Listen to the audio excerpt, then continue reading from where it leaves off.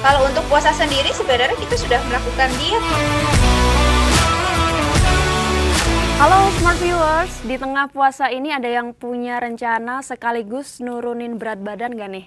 Kalau gitu pas banget karena topik kita kali ini adalah diet sehat saat puasa bersama dengan Dr. Vicky Naufrisia Ananda Putri. Halo Dr. Vicky, apa kabarnya dok hari ini? Halo, halo Iya, Anissa, apa kabar? saya Alhamdulillah saya baik-baik baik. saja. Gimana kabarnya? Baik dok, alhamdulillah. Dokter sebelumnya terima kasih sudah menyempatkan waktu ngobrol bareng Binus TV ya dok ya. Ya, sama-sama. Terima kasih juga telah mengundang saya ya, mengajak saya untuk bincang-bincang hari ini. Oke, dok ini sesuai dengan topik kita kan diet sehat saat puasa nih dok. Tapi sebelum kita bahas diet di tengah puasanya, kita mungkin akan bahas sedikit dulu tentang diet sehat itu konsepnya tuh kayak gimana sih dok? Oke, baik.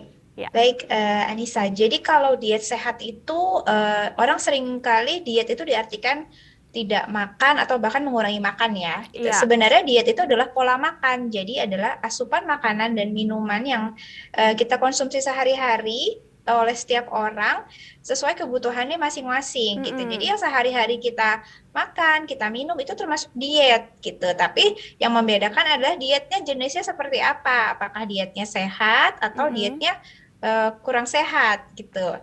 Nah, jadi kalau diet sehat yang saat ini kita lakukan itu adalah diet bergizi seimbang Oke. begitu. Jadi uh, artinya itu bergizi seimbang itu kita makan lengkap sesuai kebutuhan kita, lengkap komponennya. Jadi artinya komponen yang lengkap itu mengandung karbohidrat, Mm-mm. protein, lemak, kemudian ada sayuran, buah sebagai sumber vitamin, mineral gitu ya, dan serat juga.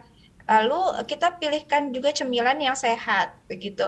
Jadi seperti itu diet bergizi seimbang dan kalau bisa setiap hari berganti-ganti jenisnya agar kita mendapatkan berbagai zat gizi yang lengkap untuk kesehatan kita. Begitu, Anissa. Oke dok. Ya. Nah dok ini kan di media sosial ini kan banyak banget bertebaran tentang metode diet ya dok ya. Nah Iya. ini ada nggak sih dok ciri-ciri dari diet yang nggak sehat atau nggak baik untuk dijalani? Oke, Mm-mm. diet yang tidak sehat bisa kita lihat kalau contohnya seringkali kita lakukan diet untuk menurunkan berat badan ya, contohnya. Iya. Nah, kalau untuk diet untuk menurunkan berat badan, kalau itu merupakan diet yang tidak sehat atau tidak aman, biasanya penurunan berat badannya itu cepat, drastis dalam waktu singkat atau Oke. instan begitu. Selain itu juga seringkali dietnya itu menimbulkan berbagai keluhan kesehatan gitu. Mm-mm. Misalnya menjadi lemas, pusing begitu. Kemudian bahkan sampai sakit dan daya tahan tubuhnya kurang. Bahkan beberapa kasus yang sering saya temukan masuk ke rumah sakit gitu karena Mm-mm. melakukan diet yang ekstrim atau yang tidak biasa dilakukan begitu. Oke, jadi mungkin karena buru-buru ingin menurunkan berat badan, jadi ekstrim lalu membahayakan kesehatan ya dok ya? Iya betul karena biasanya yang instan itu lebih menggiurkan gitu. Jadi Iya. ada apa diet yang mengklaim bahwa berat badannya bisa turun cepat, instan Mm-mm. tanpa kerja keras gitu ya. Biasanya itu lebih apa menggiurkan, menarik gitu. Oke, baik dok. Dok, kalau di saat puasa kayak gini tuh memungkinkan nggak sih untuk kita melakukan diet? Baik, kalau untuk puasa sendiri sebenarnya kita sudah melakukan diet tuh. Jenis dietnya adalah puasa itu sendiri. Mm-mm. Jadi metodenya dalam arti kita mengurangi satu kali makan, satu porsi makan yaitu makan siang. Tapi kita tetap memenuhi kebutuhan zat gizi kita melalui dua kali makan yaitu di sahur dan berbuka. Oke. Nah, seringkali memang pada saat puasa itu turun nih berat badannya ya. Tapi Mm-mm. tidak jarang juga yang berat badannya tetap. Jadi itu sebenarnya tergantung lagi apa yang dimakannya, jenisnya dan jumlahnya sebenarnya. Tinggal kita sendiri yang menentukan. Kalau kita memang mau diet sehat di saat puasa bisa juga dilakukan malah untuk menurunkan berat badan atau mempertahankan berat badan agar tidak meningkat begitu. Oke.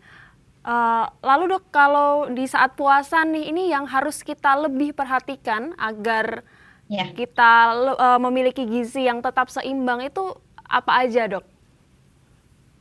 Iya, tadi yang setelah saya sampaikan kalau puasa itu sebenarnya kan kita hanya mengurangi satu porsi atau satu kali makan dalam Mm-mm. sehari. Umumnya kan kita makan 3 kali sehari ya. Iya. Nah, sehingga kita harus mengoptimalkan makanan kita atau zat nutrisi kita dimakan sahur dan berbuka. Sehingga saya selalu menganjurkan Mm-mm. pada saat kita berpuasa kita tetap makan sahur dan berbuka puasa.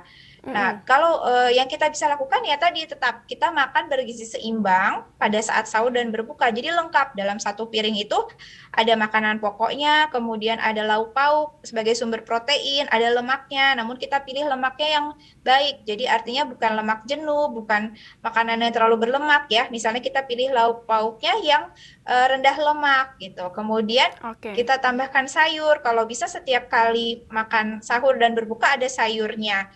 Lalu pada saat berbuka puasa, bahkan sebelum imsak ya, itu bisa kita menambahkan cemilan atau snack berupa cemilan sehat seperti buah-buahan begitu. Jadi juga kita tetap bisa memenuhi kebutuhan zat gizi kita walaupun hanya makan 2 kali sehari begitu. Oke, Dok. Berarti itu khusus untuk buka puasa kan ini biasanya orang-orang kan makan apa aja yang banyak gitu kan. Karena kan merasa seharian Iya, udah tidak makan gitu ya. Terus pengen makan segala iya. macem gitu. Tapi tetap harus diperhatikan untuk terkhususnya untuk yang menu buka ya, Dok ya. Iya, betul. Biasanya kita hilaf tuh di saat berbuka ya, gitu. Ha-ha. Jadi sepertinya ingin makan segala macam gitu ya. Nah, itu kita perlu pengendalian jumlah atau porsinya pada saat berbuka. Jadi tetap berbuka dimulai dari yang minum dulu gitu ya. Kemudian boleh pilih makanan-makanan manis tapi tidak berlebihan tentunya. Oke. Misalnya bisa kita mulai dengan buah, baru setelah Mm-mm. itu baru makan besar atau makan utamanya. Mm-mm. Tentunya tadi kembali lagi ke gizi seimbang tadi makannya, begitu. Oke. Nah, tadi kan untuk menu buka puasa ya, Dok. Kalau untuk sahur, Dok, ini kira-kira Ya, jenis makanan dan minuman apa sih supaya kenyang lebih lama gitu ya, Dok ya? ya. Jadi seringkali eh, untuk sahur itu kita seringkali seadanya dalam arti Iya. karena mungkin sulit untuk bangun ya masih mengantuk gitu ya Iya. sehingga yang penting masuk aja gitu ya sahur. Tapi sebenarnya kita perlu perhatikan makan sahur kita agar asupan gizi kita cukup dan juga kita bisa bertahan lebih lama untuk agar tidak terlalu lapar gitu ya. Jadi tetap tadi kalau bisa ada seratnya. Jadi serat Mm-mm. itu gunanya untuk memperlama rasa kenyang ya. Jadi di lambung kita tuh makanan akan dicerna pelan-pelan karena ada Oke. serat itu sehingga sepanjang hari kita tidak terlalu lapar gitu ya, masih bisa Mm-mm. menahan lapar. Selain serat, berarti serat itu dari sayuran ya atau dan buah-buahan. Ya. Selain itu yang paling penting adalah protein. Nah, protein juga tujuannya juga untuk memperlama rasa kenyangnya. Jadi dia menghambat rasa lapar. Protein bisa kita dapatkan dari lauk hewani dan lauk nabati. Misalnya Oke. lauk hewani seperti telur, ikan, ayam, daging, atau lauk nabati seperti produk-produk kacang kedelai, misalnya tahu tempe atau kacang-kacangan lainnya.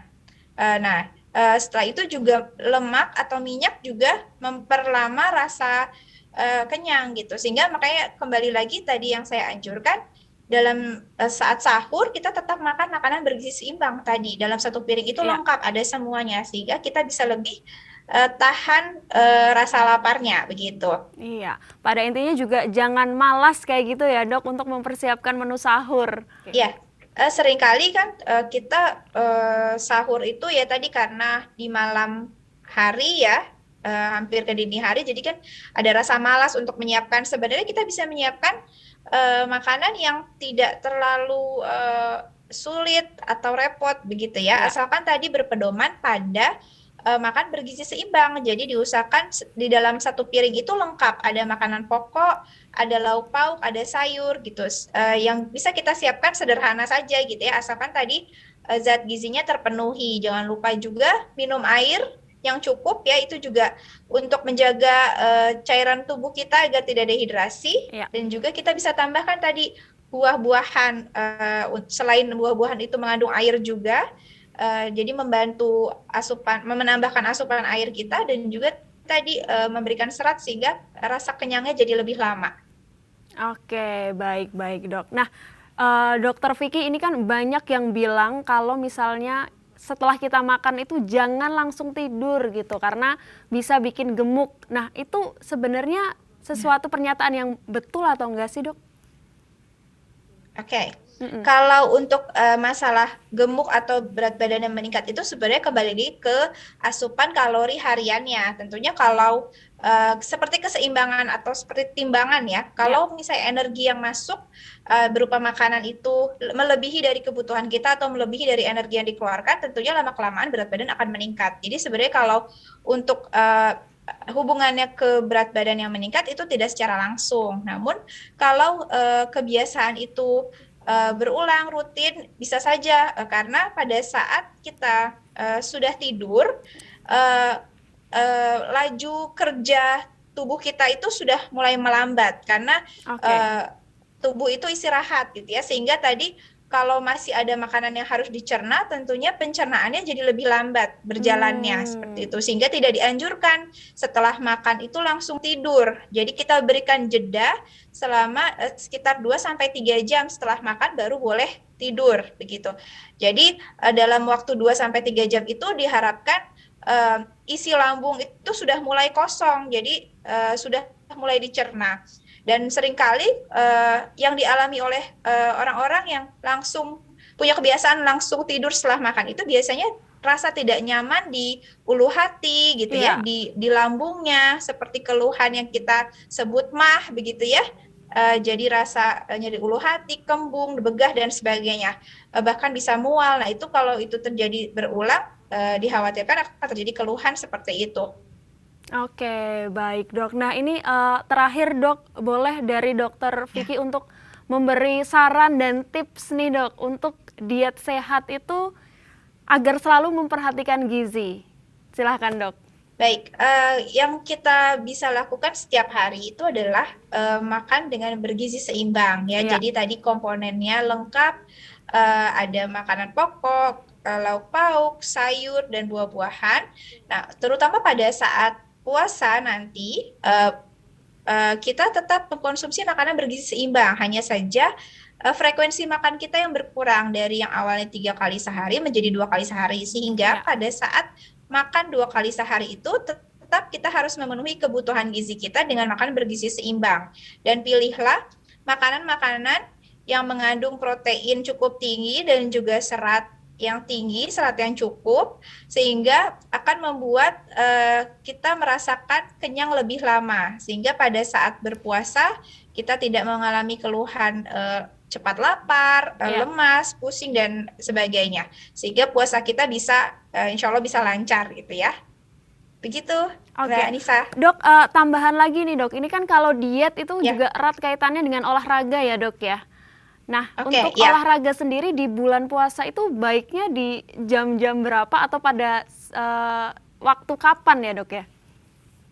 Oke, baik. Kalau untuk olahraga itu sebenarnya masing-masing orang itu sesuai kebiasaannya gitu ya. Jadi bagi yang memang sudah sering berolahraga atau olahraganya sudah misalnya jenis tertentu, olahraga dengan intensitas sedang sampai berat, tentunya yang pertama adalah intensitasnya harus dikurangi.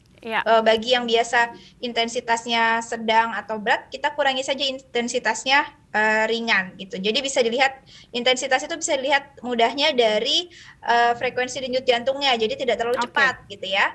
Kemudian durasinya, mungkin durasinya tidak terlalu panjang dibanding biasanya. Misalnya biasanya berolahraga setiap harinya itu sekitar 1 jam, bisa kita kurangi misalnya menjadi setengah jam. Lalu untuk waktunya kita bisa pilih waktu mendekati buka puasa gitu ya. Jadi di sore hari menjelang buka puasa bisa kita pilih, karena dengan begitu waktunya dekat dengan berbuka, sehingga kita bisa langsung minum untuk membatalkan puasa, sekaligus juga rehidrasi, jadi menggantikan cairan yang hilang selama berolahraga. Dan setelah itu juga kita berbuka puasa untuk mengembalikan energi yang hilang selama puasa dan juga pada saat olahraga. Saran saya seperti itu. Namun kembali lagi ke masing-masing orang ya. Kalau memang lebih memilih berolahraga seperti biasa, misalnya di pagi hari, misalnya setelah sahur, itu juga tidak jadi masalah ya. Itu kembali lagi ke masing-masing orang lagi. Oke, baik, terima kasih Dokter Vicky untuk waktunya sharing bersama Smart Viewers dan Binus TV. Terima kasih, Dok. Ya. Nah, untuk Smart Terima Viewers, kasih, Anissa. iya. Untuk Smart Viewers, jangan lupa terus mendukung semua karya Binus TV dengan cara like, comment, subscribe, dan jangan lupa juga untuk nyalain lonceng notifikasi biar tahu video-video terbaru dari Binus TV. Terima kasih Smart Viewers, bye-bye.